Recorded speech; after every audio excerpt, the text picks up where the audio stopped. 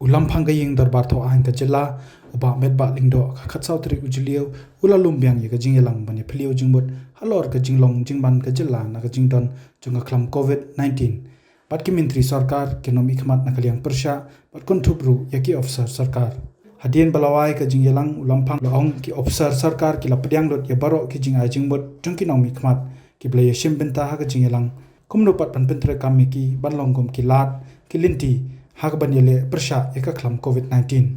I think from my side, as far as this review meeting is concerned, I consider that everybody are on board. Everybody they are in the same boat, and we are fighting as one. And they are have given a lot of suggestions, which are very very vital. And from those who are in the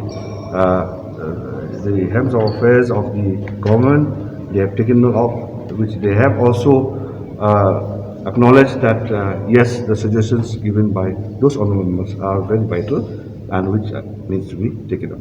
Inputs, feedbacks and suggestions given by all the honorable members expressed in the review, and where the department concerned, with the health and other departments also have taken note of and ensure that those things are in place at the ground level. State as a whole is very vast, has its very vast area. It's very difficult to ensure that each and every health centers are being taken care of. But however, most of those areas, we have seen that the health workers, the doctors, the headmen, and so on, they're really a part and parcel of the team. Today, we have been given a presentation on the status of COVID-19. And let me tell you that it is because of the teamwork that we have from all the honorable members, and especially from the Honorable Chief Minister, who is the head of the state, driving the steps and actions which are supposed to be there in place.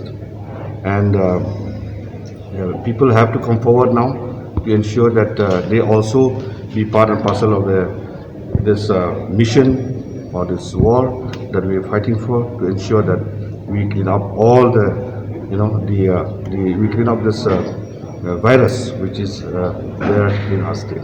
Umintri rangba ka jelau Konrad Sangmapat ulapan sngo ba ka sarkar kala thau ta ka special expert committee panpen kre ikilat jingeda lada ka klam covid kawan biang ha kawat balai.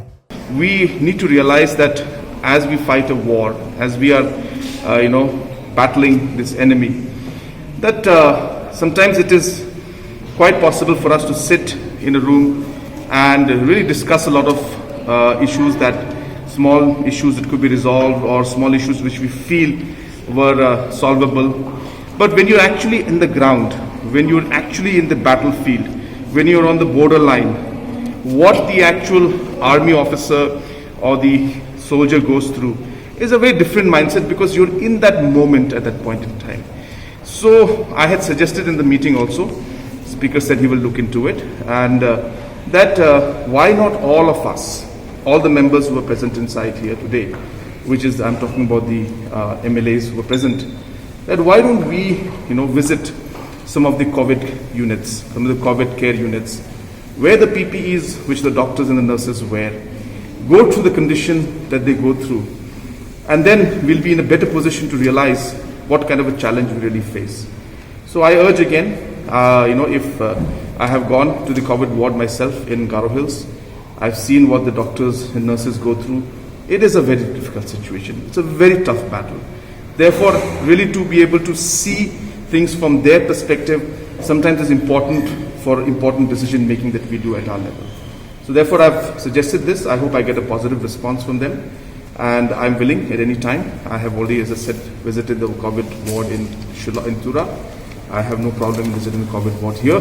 It will also, give a good signal, positive signal. It will also ensure that everybody feels that the members are also involved.